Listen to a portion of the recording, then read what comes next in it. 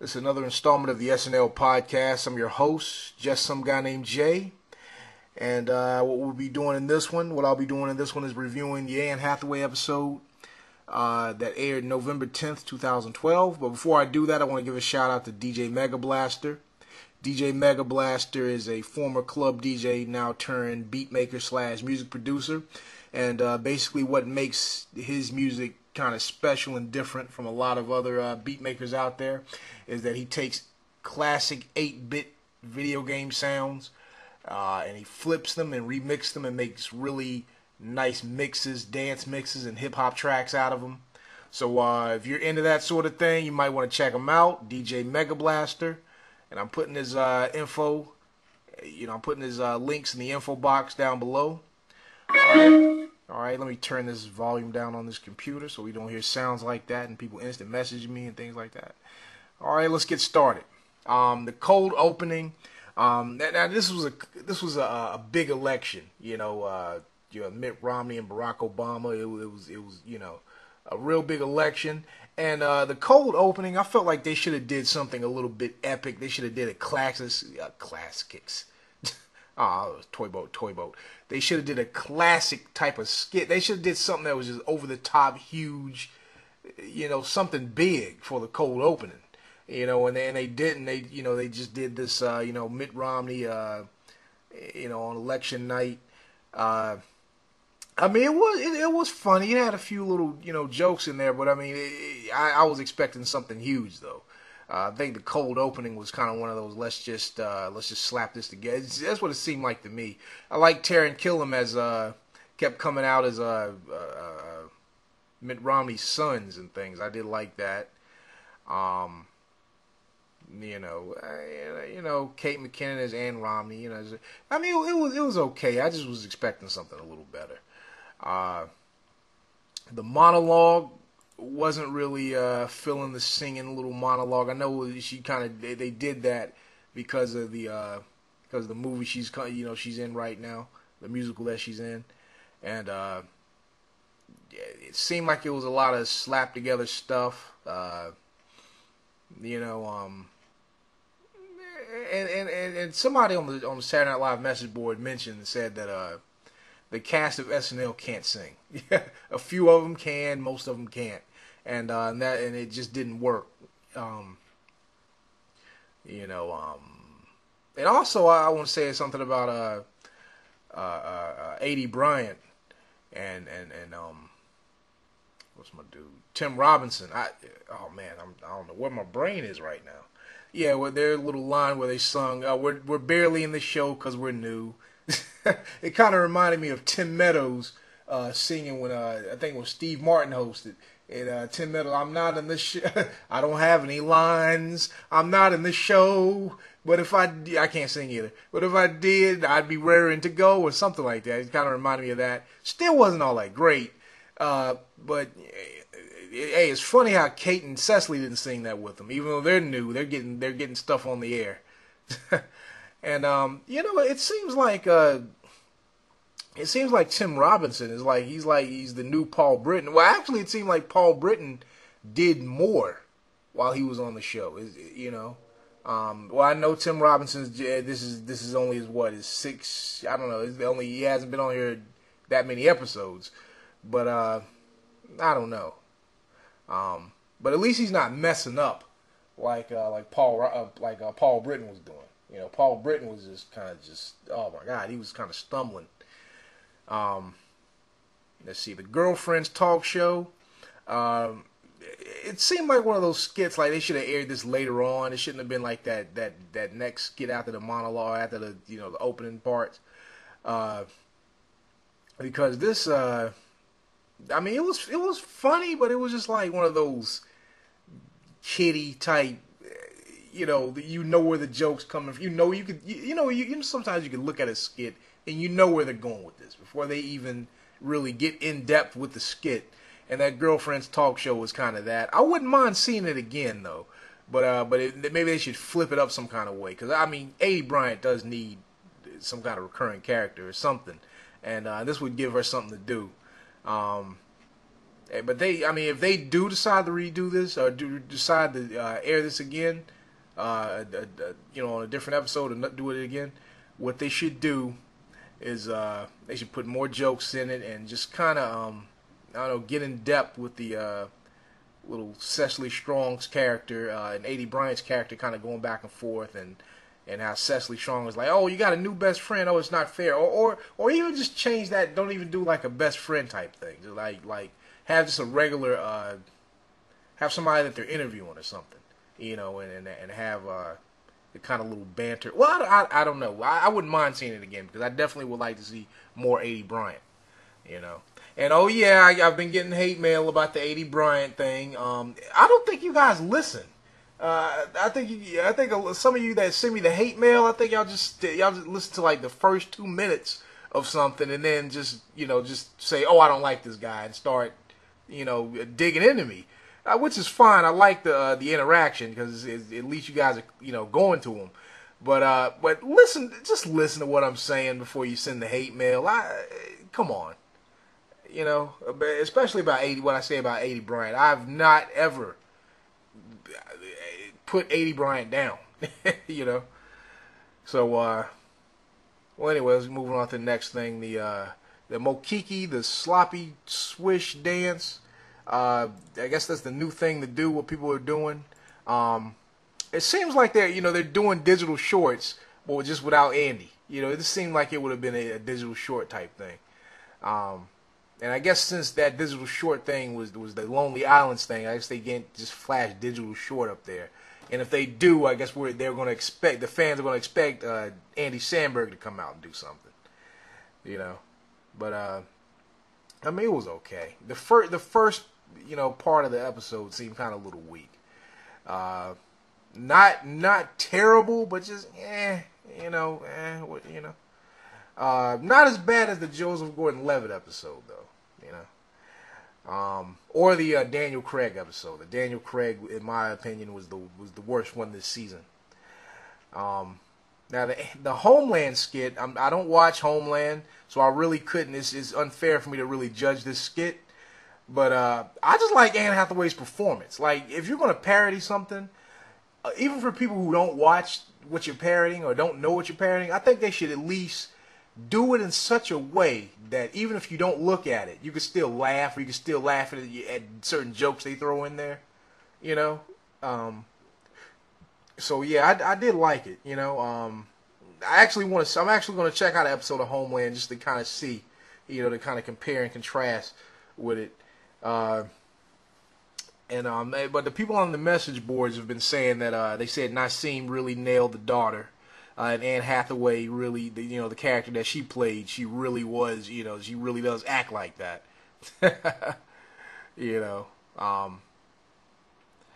Let's see. And how does a very emotional woman get a job like that? That's what I want to say. If you can't be acting like that with a job like that. But Anne Hathaway, she really murdered that skit. I really liked it. Anne Hathaway, man, she's really skilled. She just seems like she could be a cast member, or she could have been a cast member. That's how. I mean, she just meshes so well with the cast and the things that she does. It's just very good. The McDonald's firing thing. I like the skit. It was one of those skits you could tell where they're going with it, just like the girlfriend thing, the girlfriend talk show. You could just tell, oh, I know where they're going with this. But the thing I didn't like is I don't like how it ended. It seemed like they didn't know how to end the skit. Like they just kind of like they just slapped the ending on there. I think what would have made it funnier is oh, and Tim Robinson's performance, I don't know, it just didn't, him as the old man, it just didn't seem right. I don't know, maybe he is the new Paul Brittain. I don't know, him as the old man, it was not working for me. But They should have said something like, I don't know, if Anne Hathaway's character would have said something like, oh no, we're not firing any person, we're going to get rid of some menu items or something like that, because we don't really need the McMoko shake and all that crap. I mean, that probably would have been if they would have took it in a different direction, and then the people that they ragged on, the people that they were ripping on, that Bobby Moynihan and Cecily Strong's characters were ripping on, they could have just like said something back to him or something like that. I don't know, that maybe that might have been a better ending, but it just kind of like it ended so lazily. The jokes were nice though, but it was just one of those things where you know where they're going with this, and you know, I wouldn't mind seeing these two characters again, Niff and Cecily's whoever the heck she was doing. Yeah, this would be nice for them to repeat but they shouldn't do it like they're ripping on. They should change the format up. Have the two characters talking junk, but just in a different way or in a different format or something like that. Or maybe somebody, maybe they're doing some behind the scenes things at McDonald's and and flipping burgers or something, and then they look at this and start talking junk or something. That probably would be nice. Like I do, I never judge the musical performances. Even if I like the artist or not like the artist, don't say anything. Just keep it moving. It's all about the comedy here. Weekend update. I told myself I was going to take notes on Seth Meyers' jokes. Didn't. And by the time I'm reviewing this, I kind of forgot a lot of stuff he said. I remember him being funny. Jay Pharaoh as Barack Obama. He shouldn't. I don't know. It seems like Jay Pharaoh is kind of trying to do something with his Barack Obama. Like he's trying to turn him into a character, as opposed to just doing the impersonation. And I don't know. I guess maybe they're trying to do it to make him funny, but just make the jokes funny. Don't make the movements funny. Don't make Barack Obama like a cartoon character. But the jokes were good though. The gay guys from Maine, we've seen them do this before. It's getting to the point where the gay stuff, it's kind of like, it's like, that's kind of played out. Just being gay is not funny anymore. That probably would have worked in the 90s or something like that, or in the late 80s, doing a skit like that, but a lot of people are out of the closet. You see gay people everywhere. You see gay people on television, and just, two straight acting guys being gay. Didn't they do that on a cartoon, Mission Hill or something like that? That's funny, but it's like, that's old. We've our comedy taste. We've raised the bar on that. So you guys can't keep doing that. Just hey, I'm gay, laugh at me. That's whack. Can't do that anymore. Ellen. Speaking of played out jokes, the Ellen skit. I feel like it was her dancing that would have worked a couple of years ago. Now it's kind of like, oh yeah, we get it. Ellen dances, the audience like it, blah blah blah. What the funniest thing about this skit actually was Anne Hathaway's Katie Holmes. I think she did Katie Holmes, last time she hosted. That was the only thing that was really just good about this skit. Oh yeah, and the little kids that's on the Sophia Grace and the kids that Vanessa and Nasim were playing. And it seems like Vanessa is not, I don't know, man. It seems like Vanessa, I don't know. Do you think Vanessa will be back next season? Because at the rate she's going, Cecily is doing way more than she is. Cecily and Kate are doing way more. It seems like Cecily, Kate, and Nasim is the cast. And it seems like Vanessa and Aidy are just, I don't know. It seems like the only thing that's keeping Vanessa on is playing the little kids, which Nasim could do, and Taran Killam, putting her in his skits. Let's see. I really didn't like Kate McKinnon's Ellen DeGeneres that much. I felt like that woman from Mad TV that was on that Nicole something. I liked her Ellen better. You know, I mean, it wasn't bad, but I just didn't. I don't know. I didn't like it that much. The American Gothic. A lot of people were complaining about this skit, but I liked it. I liked what they did with it. I liked the direction they took it in. I even like. Oh, going back to Keenan, I want to go back to the Ellen skit. He wasn't even touching the crossfader when he was DJing. You know, well, I don't know. Going back to Keenan, when he was the tour guide, he was funny as that. I have not said Keenan is funny. I haven't said that in a minute, because Keenan's just usually there. You know, but yeah, he did his thing as the tour guide, and then the actual, you know, Anne Hathaway and Jason playing the people in the painting. That was funny, you know, especially Anne Hathaway. She just kept, you know, the facial expressions and the stuff. Anne Hathaway just got that rubbery kind of Jim Carrey kind of face, like you know, Anne Hathaway could probably be like a. I know this may sound blasphemous, but like I guess like a female Jim Carrey. You know, I know Jim Carrey's a comedian, she's an actress, and Anne Hathaway is not as funny as Jim Carrey, but. I mean, I could picture Anne Hathaway doing kind of a role like something like a female Jim Carrey or something, you know. I mean, it's just the facial expressions, the movements, the way she just puts her whole body into it. She has some funny bones. The Flaherty commercial, I like that too, because you know we all got those on the job. You know, you're doing something and they're kind of like a buzzkill. It's not even her. I can see if you're smoking in the building or something. And, you know, and somebody, you know, non-smokers, you know, want you to, yeah, you know, I don't smoke, but you know, like, want you to get out of the, you know, the building. They won't smell that. But you know, you have people you're eating some fish taco or something, and they're hyperventilating. They're sitting there, you know, get that away from me. Oh, come on, guys, shut up. You know. Like you said, they just they just make up these things because they want attention, I guess. But overall, I like this is I don't know. It just seems like the writing was kind of a little weak. Not bad, just weak. You know. Anne Hathaway was not the reason for anything was being bad, because Anne Hathaway she killed it. You know, Anne Hathaway Will Ferrelled it. You know, they gave her some whack stuff and she still killed it. You know. So, and I hope Anne Hathaway hosts some more. Even before the season's out, just guest star again. You know, I know she's not going to host again, because I know they don't do that anymore. I haven't done that since the 70s, have a host a bunch of times in one season.